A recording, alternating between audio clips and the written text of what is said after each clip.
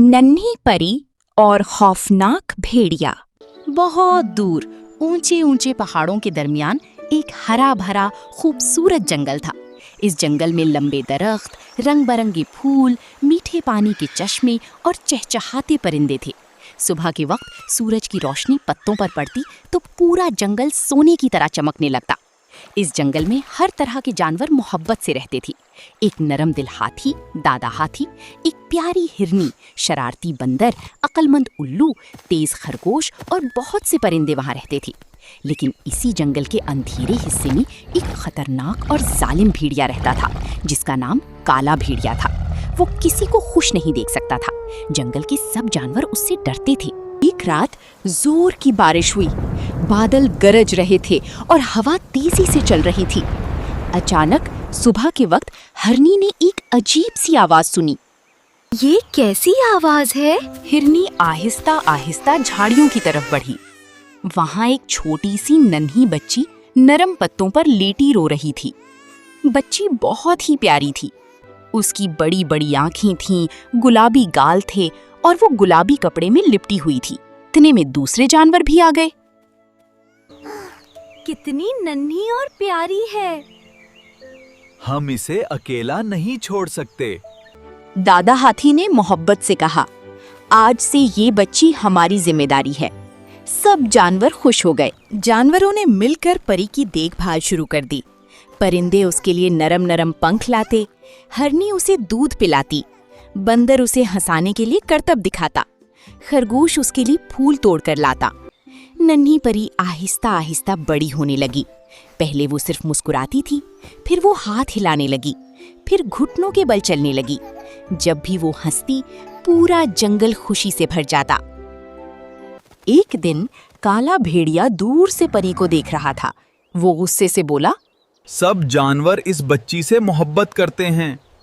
अगर ये बड़ी हो गई तो जंगल में मेरी कोई नहीं सुनेगा। उसने परी को नुकसान पहुंचाने का मंसूबा बनाया। रात के वक्त जब सब सो रहे थे, वो आहिस्ता आहिस्ता परी के करीब आया। लेकिन उल्लू दरख्त पर बैठा जाग रहा था। उसने फौरन जोर से आवाज लगाई, होशियार, भेड़िया आ गया। सब जानवर दौड़ते हुए आ गए। दादा हाथी ने जोर से पांव जमीन पर मारा। बंदर दरख्तों से कूदने लगा। खरगोश ने शोर मचा दिया। भेड़िया डरकर भाग गया। महीने गुजरते गए। अब परी थोड़ी बड़ी हो गई थी। वो छोटे छोटे कदमों से चलने लगी थी। जानवर उसे चलना सिखाते। हिरनी बोलती, आहिस्ता आहिस्ता परी। बंदर हंसता, वाह, हमारी परी तो बहादुर है। परी हंसने लगती। वो तितलियों के पीछे भागती, फूल तोड़ती और चश्मे के किनारे खेलती। काला भेड़िया अब और ज्यादा जलने लगा। एक दिन उसने सोचा, मैं उसे जंगल के गहरे हिस्से में ले जाऊंगा, फिर कोई उसे नहीं बचा सकेगा। अगले दिन परी तितलियों के पीछे भाग रही थी। भेड़िया झाड़ियों के पीछे छुपा हुआ था। उसने मीठी आवाज में कहा, नन्ही परी, इधर आओ, मैं तुम्हें खूबसूरत फूल दिखाऊंगा। परी मासूम थी। वो आहिस्ता आहिस्ता उसकी तरफ बढ़ने लगी। लेकिन अचानक एक तोते ने ये सब देख लिया। वो जोर जोर से चीखने लगा, भेड़िया, भेड़िया। सब जानवर फौरन पहुंच गए। दादा हाथी ने अपनी सूंड से परी को उठा लिया। बंदर चंचल ने भेड़िए पर फल फेंके। परिंदे उसके सर के ऊपर उड़ने लगे। भेड़िया गुस्से से चीखता हुआ भाग गया। साल गुजरते गए। नन्ही परी अब एक खूबसूरत, बहादुर और नर्म दिल लड़की बन गई थी। वो जानवरों से बहुत मोहब्बत करती थी।